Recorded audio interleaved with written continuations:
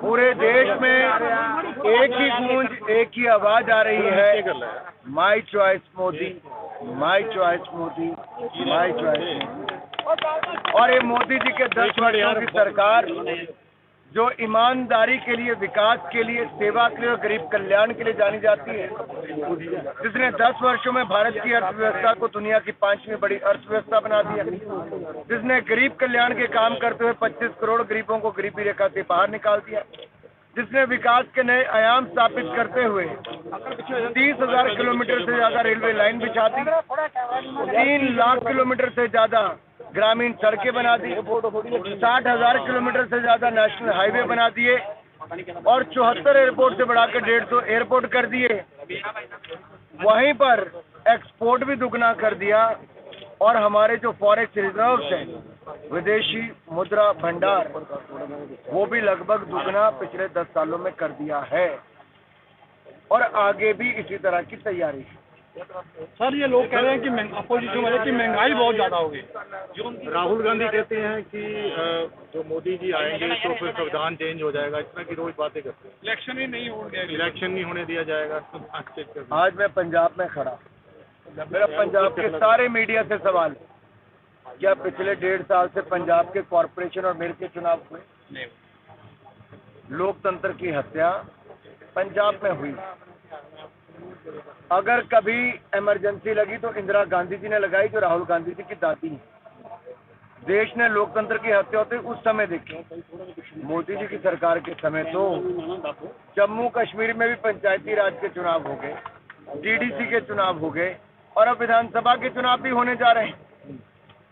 कांग्रेस ने भय, भ्रम, अफवाहें फैलाने का काम किया और जब वो नहीं चली तो डीप फेक टेक्नोलॉजी का उपयोग करके कांग्रेस देश के लोगों को गुमराह कर रही है। चुप रहे। अन्याय एक नहीं अनेक जगह हो रहा है। कांग्रेस के यहीं पे राधिका खेड़ा जी बहुत लंबे समय से मीडिया विभाग में अपनी सेवाएं देती हैं। उनके साथ जिस तरह से दुर्व्यवहार, अत्याचार किया गया और जिस तरह से अगर उनका राम मंदिर में माथा टेकना ही गुनाह था और उनको साथ जो हुआ उसका तो आपने बयान देखा भी होगा। अब इससे पहले प्रियंका चतुर्वेदी जी हो या फिर उनके एक और प्रवक्ता अंकिता दत्ता, इनके साथ और ऐसी अनेक कांग्रेस की कार्यकर्ताओं के साथ न्याय नहीं मिल पाया।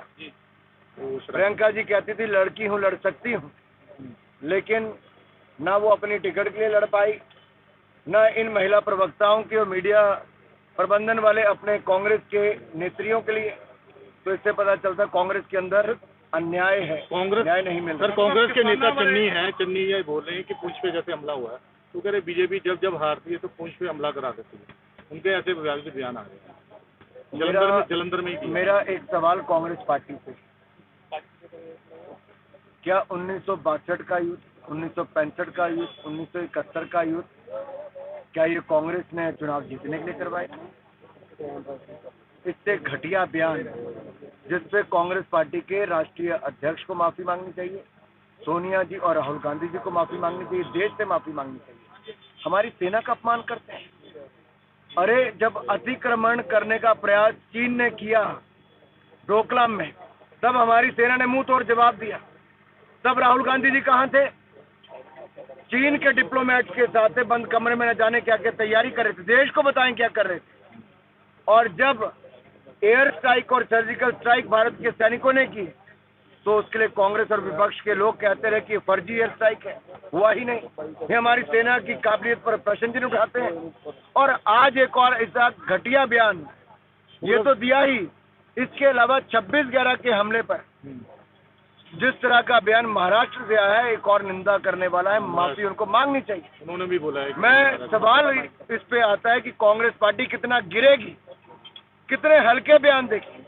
क्या कांग्रेस चुनाव जीतने के लिए अब हमारे वीर सैनिकों को भी अपमान करेगी, हमारी सेना को परमाणु हथियार खत्म करने के लिए मजबूर करेगी, भारत को कमजोर करने की बात करेगी, जाति और क्षेत्र के नाम पे देश को बांटने का काम कांग्रेस करेगी।